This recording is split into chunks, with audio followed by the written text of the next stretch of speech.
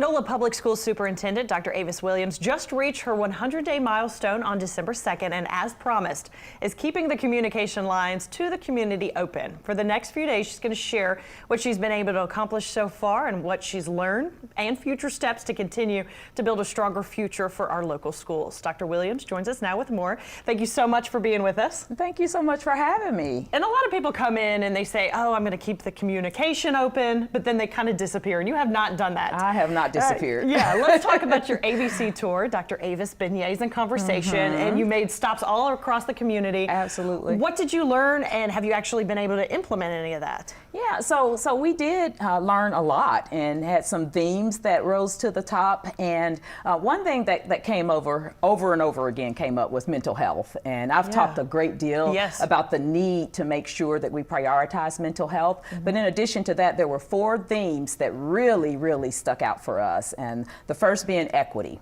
You know, the community wants to know that all means all as it relates to how we educate our scholars and the resources and services and supports that we provide.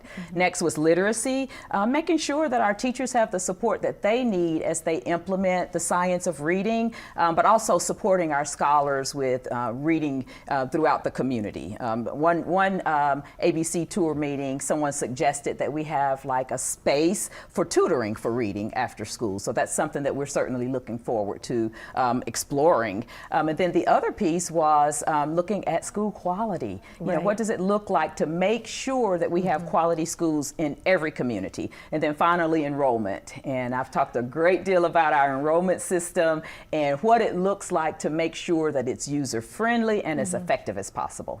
And I'm sorry, I should have started with this. 100 days, has it just flown by? Has it crawled by for you? How are you, how are you fitting in? It's flown by, it really has. It's been amazing. My highlight has been school visits. I absolutely love getting into the schools and seeing our scholars, seeing our amazing teachers, and getting on the floor with pre-K and kindergarten students. That part has been my biggest joy.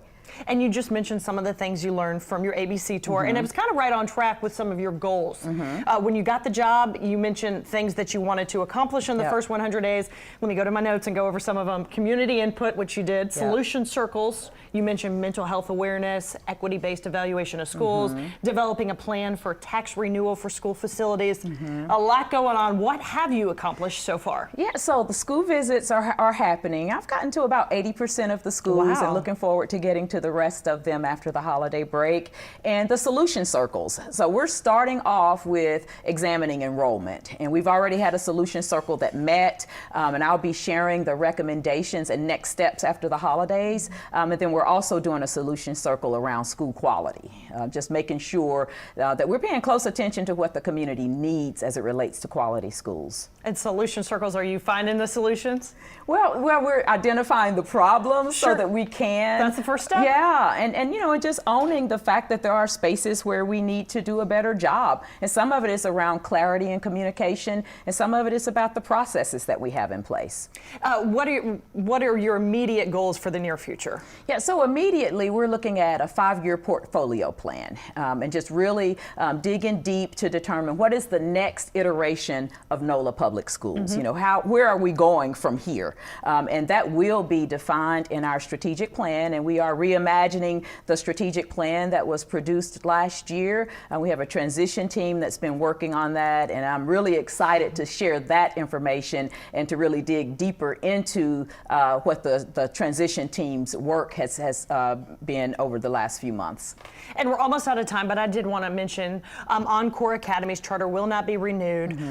A lot of the faculty, a lot of the families were upset because they said they felt like it happened in one day, that they weren't able to give any input in this situation. What are your thoughts on that? What would you say to them? Yeah, and so one thing that I would say is I get it. And I've been on both sides of the school closure issue, and it's never easy. And we're going to do the best we can to support the faculty and to support the families to make sure that they understand what their options are and what the next steps are. And then we'll make sure we do a better job next year, you know, and make improvements based on what happened this year. Okay, Dr. Avis, thank you so very much for your time. Thank you for always coming in and speaking with us. Absolutely. We really appreciate it.